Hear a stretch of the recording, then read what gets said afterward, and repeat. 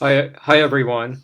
Um, Sorry first of all for the poor lighting and the sound is bad. I'm actually here in Manhattan Beach, California, for the election, and it's actually quite cold here. But anyway, I'm currently working on editing a manuscript. It's by the late Lev Dobryansky. He was a Ukrainian American activist and a fervent Cold Warrior.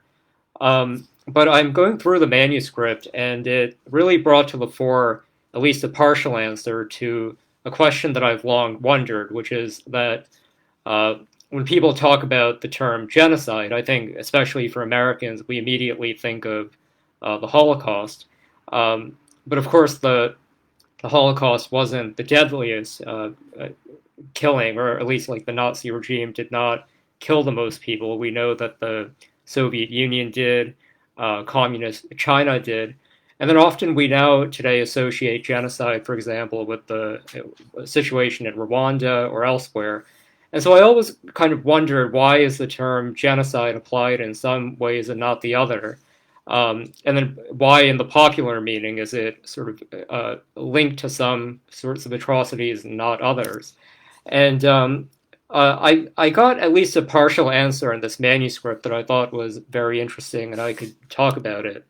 Um, but basically, the definition of what it means for something to be a genocide is very complicated and very controversial, and you could there are international lawyers who talk a great deal about that. But in many ways, the first time the term genocide was really defined was in 1948 when the Genocide Convention was ratified by the UN. And what's interesting about it is that the intellectual architect of the Genocide Convention was a an American lawyer, an international lawyer, who himself was a Polish Jew, and he had actually tried in the 1930s at the League of Nations to try to codify some kind of ban on genocide, and then very tragically, his family ended up becoming a victim in the Nazi context. They were Polish Jews. But the definition that Lemkin ended up coming up with that ultimately made it into the Genocide Convention was actually quite specific. So I'll read here uh, the the relevant kind of definition here, which is, oh, I lost it here. Let me find it. Okay, so in the treaty, the Genocide Convention, it's really, and I quote here, acts committed with intent to destroy in whole or in part a national, ethnic, racial, or religious group. So the important point here is, in terms of what actually gets counted as a genocide, it's not enough to be a mass killing. It doesn't really actually matter, um, be it what the numbers are. In order for something to be a genocide, it's really the intent that is key, and the intent has to be the destruction of a group. So what ended up happening basically is that in when this treaty came to the fore in front of the UN, the U.S. had a very ambivalent view on the matter because and actually they ended up not ratifying. The U.S. ended up not ratifying the treaty for a long time until the 80s, and and there are a number of reasons why. But interestingly enough, one of the points of contention, one of the main sources of opposition to the Genocide Convention early on, was the American Bar Association, and there were a number of objections that they had, which are not worth getting into, but two of them were important for our purposes. One had to do with could this treaty and could the definition of genocide uh, be turned around and applied to the U.S., which, after all, at the time had segregation, which had participated in slavery, etc. And then, obviously, when you get into the war in Vietnam, people are starting to talk about whether the U.S. Committed genocide. So that was one problem. But the other finding or the position that the American Bar Association took was that in the context of the Soviet Union, a lot of the people who were going to bat for the Genocide Convention had hoped that by by getting this on the books, that would be a vehicle or an instrument to go after the Soviet Union for the alleged genocide they were creating. And the Bar Association took the view that what was going on in the Soviet Union, the killings and so forth, were horrific, but that they did not qualify as a genocide because, in the view of the Bar Association, the killings were political. They were motivated by politics. So, like all the people who were getting thrown in gulags and that kind of thing, they were many millions of people were getting killed. But the argument by the Bar Association was that they were not genocide because the intent was not actually to destroy any particular group. Now, this was, in my view, and in the view of Dobriansky in this book I'm editing, the Bar Association got it wrong. And actually, even today, the reason why many people do not regard the Soviet Union to be or the Communist Party of the Soviet Union to be a genocidal regime, in the way that we now regard the Nazi regime to be, is because so much of the way Americans and its allies really regarded the Soviet Union is that they basically framed the struggle against the Soviet Union in ideological terms, in political terms. So the idea was that we were going up against the Soviet Union because communism was a problematic ideology and that the Soviet Union was guided by this political agenda that we didn't like.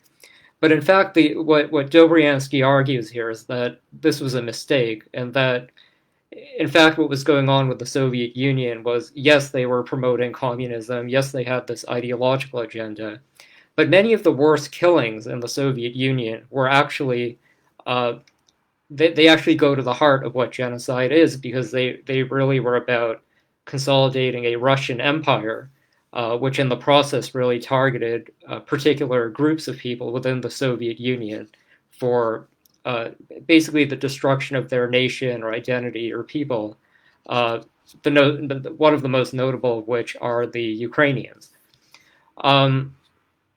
So I think what has happened is, because of this. Oh, now the other point that Dobriansky makes, which I found to be quite interesting, is when the Genocide Convention was initially being debated in the US, this was in the late 1940s, I would have assumed, like Lemkin, that much of the activism would have been coming from Jewish American groups who had, right at this moment, really been the victims of a genocide, a particularly bad one. What Dobriansky claims here, though, is that in the late 1940s, the Jewish American community was not actually at the forefront of this fight over the Genocide Convention. And what he notes here is he relays conversations that he had with Lemkin. And Lemkin basically said that what he attributed it to, and what Dobriansky sort of notes, is that consciousness in the Jewish American community about genocide actually did not really come to the fore right away after the Holocaust. It actually took the Eichmann trial, which ended up happening much later, before really popular consciousness and mobilization around the concept of genocide really became more active. And then obviously a lot of the activism became oriented narrowly and specifically around what had happened in Germany, rather than, in a more contemporary sense, what was happening in the Soviet Union. I find this quite interesting because, today, I think if in the early days, perhaps one could fault the way people use the genocide as being too narrowly focused specifically on the Nazi context to the exclusion of what was happening in the Soviet Union. I think in many ways we're seeing now a trend in the opposite direction, where the term genocide is being thrown around very loosely and inappropriately. So Often, if there is a mass killing, whatever the motivation is, it can be regarded as a genocide often. Um, there are now attempts today to talk about slavery as practiced in the U.S. as being a form of genocide, which I think is problematic because if you think about it, I mean, genocide actually, or slavery actually, had nothing to do with destroying a group of people. It was really about the exploitation of their labor and so forth, which is horrific, but a different thing we're talking about. Um, and then the other abuse of the term that comes to mind is you look at in alt-right white nationalist circles, they throw around this term white genocide, and I think the idea here is basically that if you look at policies that the U.S. or other countries are applying, whether through immigration or whatever else, that it could lead to the destruction of whites as a group, um, which is even if you accept that this might be the consequence of these policies, which is, I think, is an absurdity on its face. Um, that there's no intent here to destroy a people, and yet this term genocide, by being applied so broadly, so loosely, and inappropriately, has the effect of weakening and diminishing what in fact is an actual genocide. Um, but anyway, I think at least part of the question of number one, did the Soviet Union commit genocide? I think the answer has to be yes, given what we know. But this question of why conventionally we don't talk about the Soviet Union in that context, I think part of the answer here has to do with the uh, confusion and some of the history surrounding the Genocide Convention going back to the late 1940s.